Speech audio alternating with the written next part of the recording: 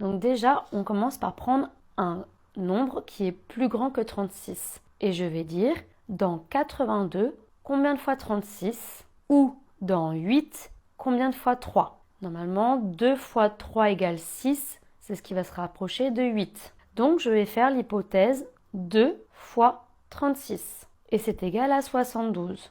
Comme 72 est plus petit que 82, mon hypothèse est bonne. Je vais donc mettre le 2 dans le quotient. Et je vais dire 2 fois 36 égale 72. Le résultat, je vais le mettre en dessous de 82. À présent, je réalise une soustraction.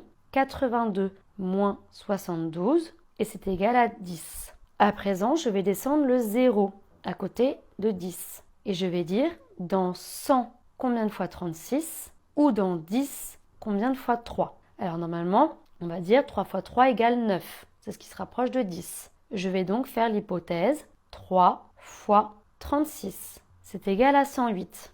Or, 108, c'est plus grand que 100. Mon hypothèse est donc trop grande. Je vais donc essayer 2 fois 36. Sachant que je l'ai déjà écrit, j'ai la réponse. Il s'agit de 72. Je vais donc remettre 2 au quotient et dire 2 fois 36, c'est égal à 72. Et je vais mettre 72 en dessous le 100. 100 moins 72, c'est égal à 28.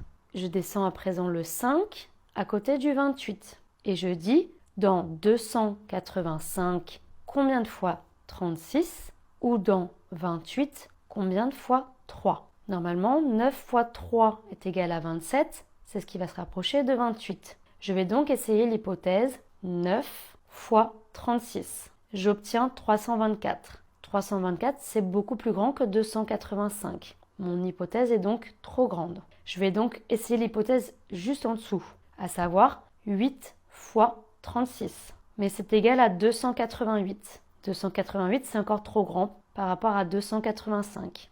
Je vais donc essayer l'hypothèse encore en dessous.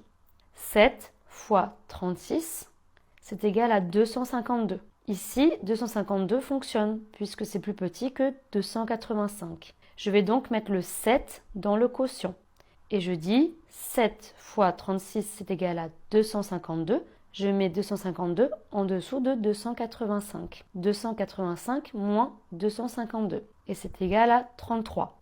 Je n'ai pas d'autres chiffres à descendre et je vois que 33 est bien plus petit que 36. Mon opération est donc terminée ici si on souhaite une division avec un reste.